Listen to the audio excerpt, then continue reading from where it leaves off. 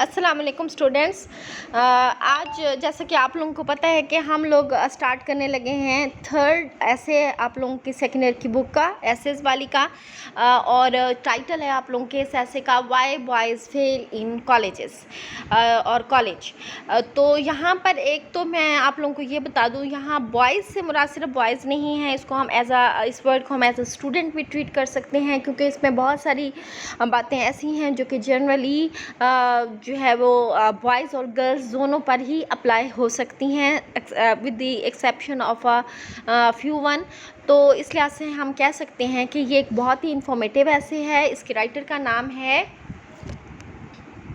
Herbert ई hawks, और उसने काफ़ी वो ख़ुद एक एजुकेशनिस्ट था और उसने काफ़ी तहकीकात के बाद ये ऐसे लिखा है जिसमें उसने आप लोग मुकम्मल हमें मालूमात फ़राहम की हैं कि अगर किसी कॉलेज में स्टूडेंट्स या बॉयज़ फेल होते हैं तो उनके पीछे जो है वो रीज़न्स जो हैं वो क्या होते हैं।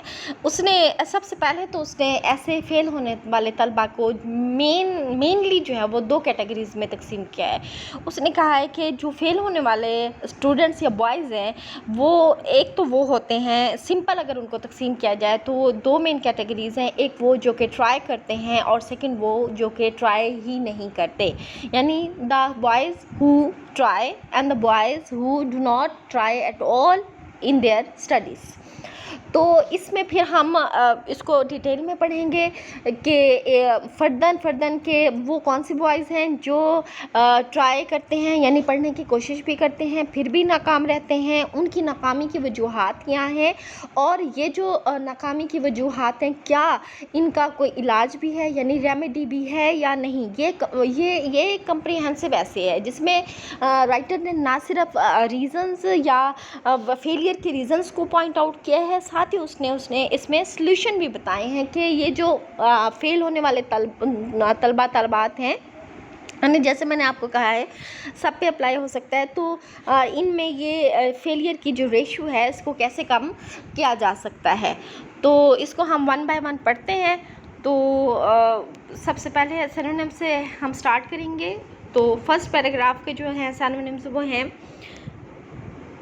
नेचुरल मीन फितरी, synonyms are ordinary, regular, normal.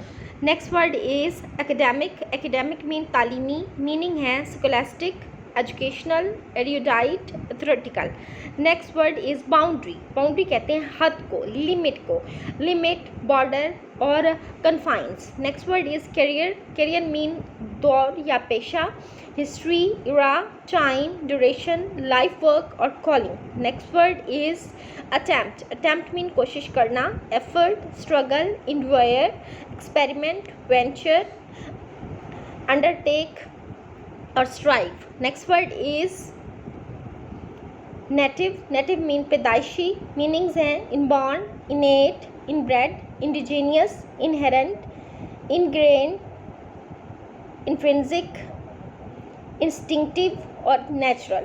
Next word is concentrate का मतलब है तवज्जो मरकूज़ रखना, एक जगह पर फोकस करना अपनी तवज्जो को। Meanings are be engrossed in, यहाँ स्पेलिंग गलत लिखे हुए हैं, ये engrossed लफ्ज़ है, engrossed नहीं है, engrossed है। Focus, attention on, consider closely, focus, cluster, congregate. Next word is task mean काम, assignment, business, charge, chore, duty, employment, mission, occupation. Next word is assign mean जिम्मे लगाना, allot, distribute, hand over, appoint, ascribe, designate या फिर commission. तो writer start कर रहा है first paragraph जो कि इंट्रोडक्टरी है, जिसमें वो कहता है कि of the boys who do not reach there natural academic boundary during the course of their college career. वो कहते हैं कि वो तमाम लड़के हु डू नॉट रीच जो नहीं पहुंच पाते देयर नेचुरल कहते हैं फितरी को, कुदरती, फितरी या नॉर्मल, और एकेडमिक कहते हैं तालीमी, रिलेटेड टू योर एजुकेशन या एजुकेशनल। बाउंड्री कहते हैं सरहद तक या हद तक, यानी वो तमाम लड़के जो कि अपनी फितरी तालीमी सरहद तक नहीं पहुंच पाते during the course of their college career, यानी जब वो अपने कॉलेज के करियर के दौरानिए में होते हैं, तो but who fail to get through, बल्कि ये वो होते हैं जो फेल यानी नाकाम हो जाते हैं to get through. The get through का मीनिंग है सक्सीड होना, सक्सेसफुल होना, यानी लेकिन जो पास होने में नाकाम रहते हैं। There are two main classes, तो ऐसे बॉयज़ की दो मेन क्लासेस है, इनको दो बड़े गिरोह में तकसीम किया जाता है। पहला ग्रुप है दोज हु ट्राई, यानी वो लड़के जो कि ट्राई करते हैं, और सेकंड ग्रुप है those who do not try, यानी वो लड़के जो कि ट्राई ही नहीं करते। Many boys attempt seriously to make good का मतलब होता है कामयाब होना या फिर कंपनसेट करना, यानी वो कहते हैं बहुत सारे ऐसे स्टूडेंट्स होते हैं जो बहुत ही संजीदगी से ही कोशिश करते हैं कि वो कामयाब हो सकें, and really have the native ability, और उनमें रियली हैव वाकई में होती भी है नेटिव एबिलिटी। नेटिव कहते हैं इनबॉर्न, पैदाइशी, और क्वालिटी एबिलिटी कहते हैं क्वालिटी कैपेबिलिटी, यानी उनमें फितरी तौर पर पैदाइशी तौर पर इस कामयाब होने की उनमें काबिलियत भी होती है। But find it almost impossible to sit at a desk and concentrate on the task assigned to them। लेकिन मसला क्या है, ये वो बॉयज़ हैं, यानी फर्स्ट कैटेगरी के हम बॉयज़ की तरफ आ रहे हैं, वो लड़के जो कामयाब होने की कोशिश करते हैं लेकिन वो कामयाब नहीं हो पाते। उसका रीज़न क्या है कि उनके लिए आलमोस्ट इम्पॉसिबल, ये बात तकरीबन नामुमकिन होती है, to sit at the desk, कि वो अपनी डेस्क पर, अपनी मेज़ पर, अपनी चेयर, अपनी मेज़ के सामने अपनी चेयर पर बैठे, and concentrate on the task assign, और जो काम उनको दिया गया है, उनको असाइन किया गया है, उस पर बैठकर वो तवज्जो से काम करे। देयर इज़ अ बॉय, एक ऐसा लड़का who sits down to study, ऐसा मतलब एग्जाम्पल के तौर पर हमें मिसाल देते हैं कैसे लड़के की, वो कहते हैं हम मिसाल देते हैं, एक लड़का है who sits down to study, पढ़ने के लिए वो बैठ जाता है, ओपन्स हिज बुक, अपनी किताब खोलता है, but before starting on his work, लेकिन इससे पहले कि वो स्टार्ट करे अपना काम, सेज टू हिमसेल्फ, वो सोचता है, और क्या सोचता है इसको हम नेक्स्ट पैराग्राफ में कंटिन्यू करते हैं। उससे पहले हम नेक्स्ट पैराग्राफ के सिनोनिम सीख लेते हैं जी। ऑब्जर्व मुशाहिदा करना, discern detect discover, aspire note notice, perceive see, witness. Next word is nervous. Nervous mean nervous हो जाना, यानी जो आपका सोचने की समझने की जो सलाहियतें हैं उनका मफलूज हो जाना। Jumpy, jittery, fidgety, uneasy, tense, fearful, sensitive. Next word is uproot. Uproot mean जड़ से उखाड़ देना, जड़ से किसी चीज़ का खात्मा कर देना। तो एक्सटाइपेट, एराडिकेट, रूट आउट, अबॉलिश और destroy. Next word is eradicate, ख़त्म करना, abolish, uproot, bolt out, erase, extirpate, weed out और एलिमिनेट। ये दोनों वर्ड्स जो हैं अपरूट और इरेडिकेट, ये एक दूसरे के भी सिनोनिम्स हैं।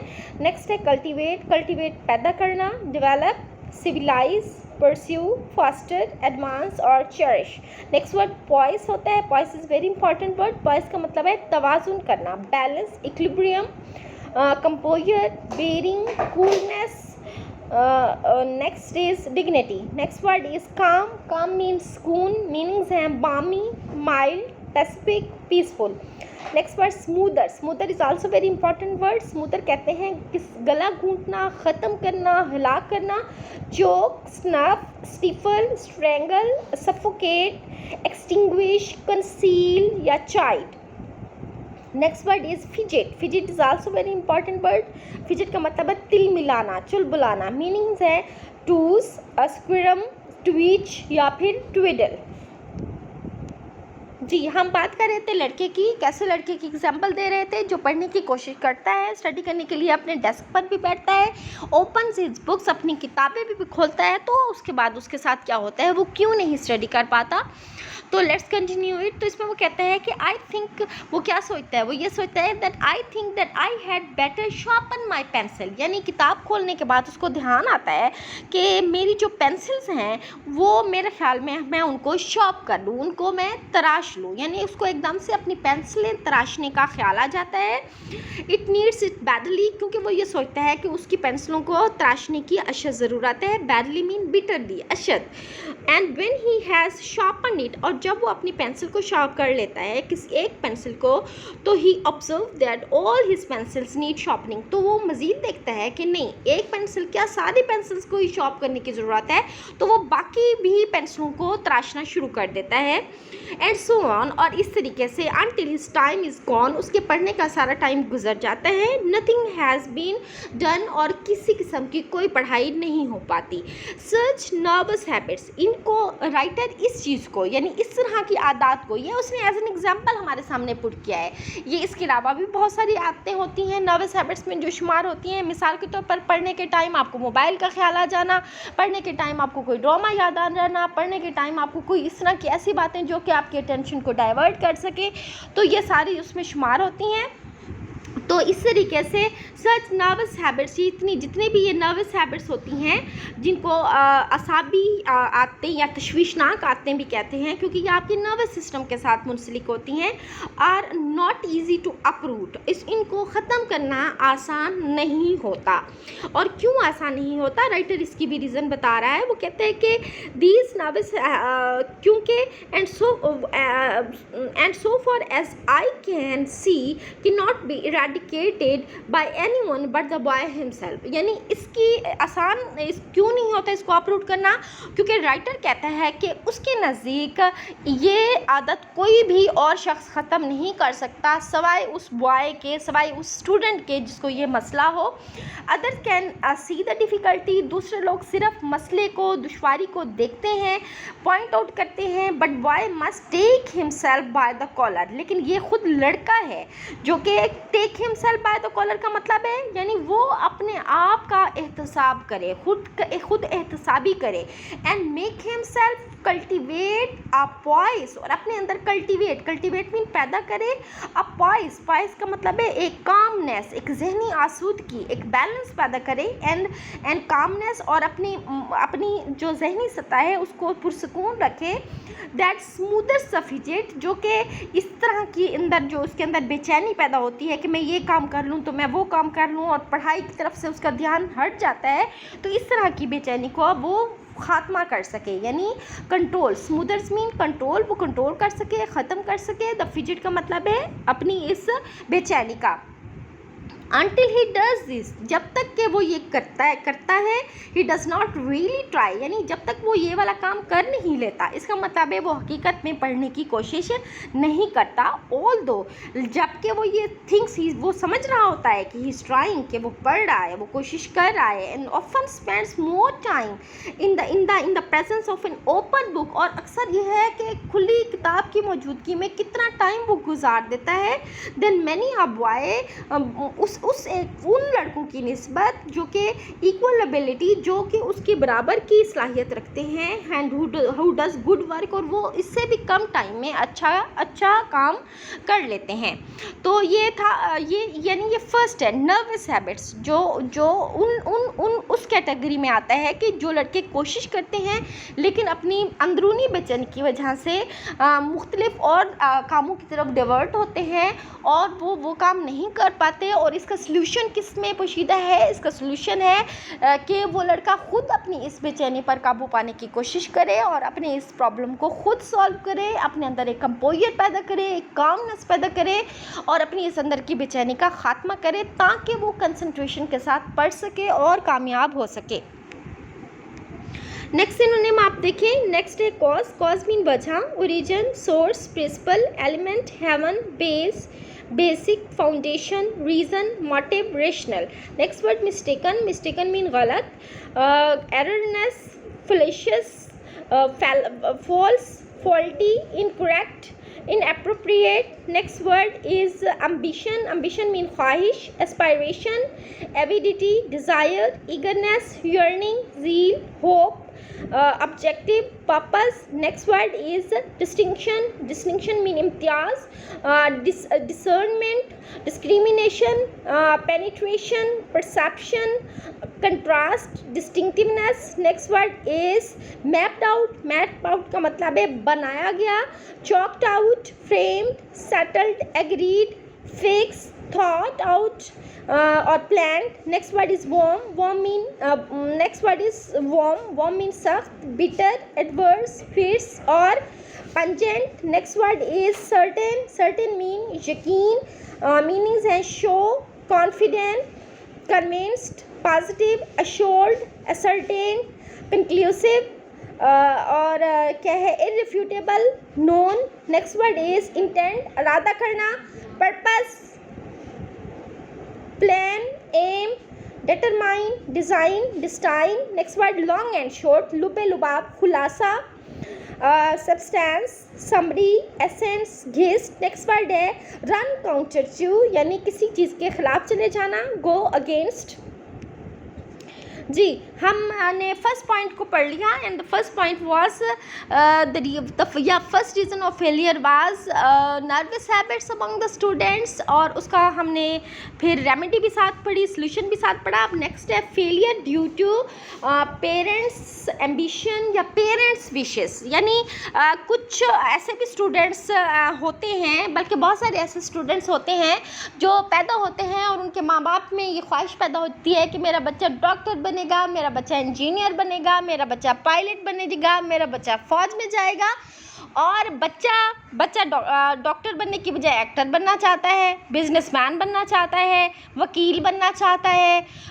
तो यानी बच्चे के इंटेंशंस और होती हैं, पेरेंट्स की इंटेंशंस और होती हैं, और इस तरह के स्टूडेंट को, इस तरह के बॉय को जब फोर्स किया जाता है वो सब्जेक्ट पढ़ने पर जो कि पेरेंट्स की ख्वाहिश होती है, तो वो फिर स्टडी नहीं कर पाता. तो इसके लिए वो कहता है कि A common cause of failure is a mistaken ambition for the boy on the part of his parents. यानी एक और जो आम वजह होती है नाकामी की, वो ख़ास तौर पर है mistaken ambition, यानी गलत ख्वाहिश लड़के के लिए on the part of parents, उसके वालिदैन की तरफ से. more often than I wish. ये राइटर जब आई की बात करते हैं तो आई से मुराद है वो खुद. अब मैंने पहले भी बताया था, वो एक माहिर तालीम है, एक एजुकेशनिस्ट है, और उसने पूरे ऑब्जर्वेशन के बाद ये ऐसे लिखा है. वो कहते हैं कि अक्सर औकात, बहुत ज़्यादा, मेरी ख्वाहिश से भी बहुत ज़्यादा, फाइंड अ बॉय, मुझे ऐसा लड़का मिलता है who is not showing an interest in his work, जो अपने काम में दिलचस्पी नहीं दिखा रहा होता, and who is not trying to do it, और जो काम नहीं कर पा रहा होता, कोशिश भी नहीं कर पा रहा होता काम करने की, विद एनी डिस्टिंक्शन, यानी किसी डिस्टिंक्शन के साथ, किसी यानी एक्स्ट्रा ऑर्डिनरी रिजल्ट शो करने की उसके अंदर ख्वाहिश ही नहीं होती, because he is following a direction, क्योंकि वो एक ऐसी डायरेक्शन, एक ऐसी सिमत पर चल रहा होता है that is mapped out by his parents. Mapped out का मतलब है जो तय की होती है बाय हिज पेरेंट्स, उसके वालिदैन ने, that runs counter to all of his interest, और ये वो रास्ता होता है जो उसकी दिलचस्पियों एंड एबिलिटीज़ और उसकी सलाहियतों के बरक्स होता है. I have made a number of very warm enemies among the parents of the college students. बल्कि वो कहते हैं कि राइटर कहते हैं मैंने कॉलेज के अपने स्टूडेंट्स के पेरेंट्स में से बहुत सो को तो मैंने अपना जानी दुश्मन बना लिया बाय टेलिंग दैम, जब मैं उनको ये बताता दैट आई एम सर्टेन, कि मुझे यकीन है that the good Lord never intended their son to be a physician और अ डेंटिस्ट और एन इंजीनियर, कि मुझे पूरा यकीन है कि खुदा तुम्हारे बेटे को कोई इंजीनियर, डेंटिस्ट या फिजिशियन बनाने का इरादा नहीं रखता.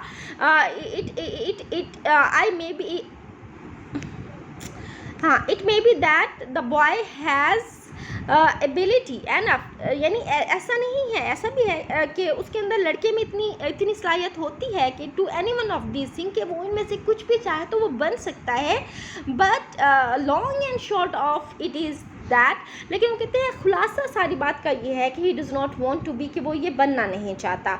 ही wants to be a theatrical manager, वो किसी थिएटर का मैनेजर बनना चाहता है, और अ बिजनेसमैन बनना चाहता है, और अ बुक इलस्ट्रेटर या किसी किताब का कोई मुफस्सिर बनना चाहता है। मुफस्सिर होता है जो किसी किताब को पढ़कर फिर उस पर अपने व्यूज़ लिखें या क्रिटिकल नोट लिखें, तो उनके लिए है एक्सप्लेनेटर या फिर illustrator.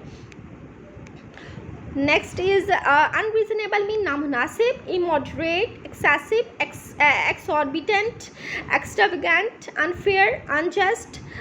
Next word is argue, बहस करना, दलील करना, altercate, bicker, assert, claim, contend, controvert, debate, discuss, maintain, plead, reason, convince, persuade. Next word है डिटेस्ट, नफरत करना, hate, abominate, dislike, disdain, abhor, despise या फिर लोथ।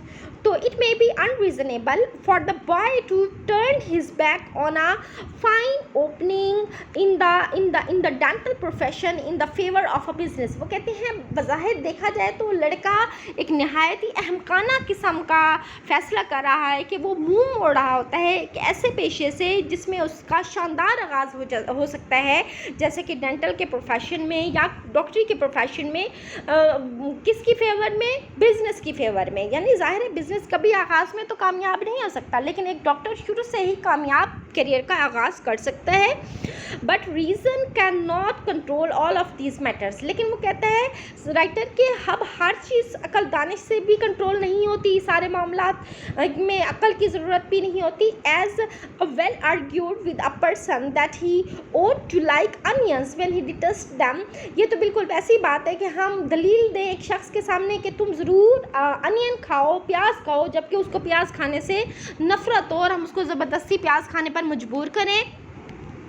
Next is win out mean कामयाब होना, succeed, overcome, overpower, controversy, बहस, झगड़ा, altercation, argument, contention, debate, discussion. Next word is offend, नाराज़ करना, annoy, disgruntle, displease, irritate, provoke. Next word is argument, दलील, altercation, discussion, bickering, clash, controversy, contention, dispute. Next word is distasteful, नफरत अंगेज, abhorrent, disagreeable, displeasing, loathing, loathsome, nauseous, objectionable, obnoxious, repugnant, repulsive, unpleasant. Next word is alive to mean bakhbar रहना, alert to, unaware of, eager for or sensible of।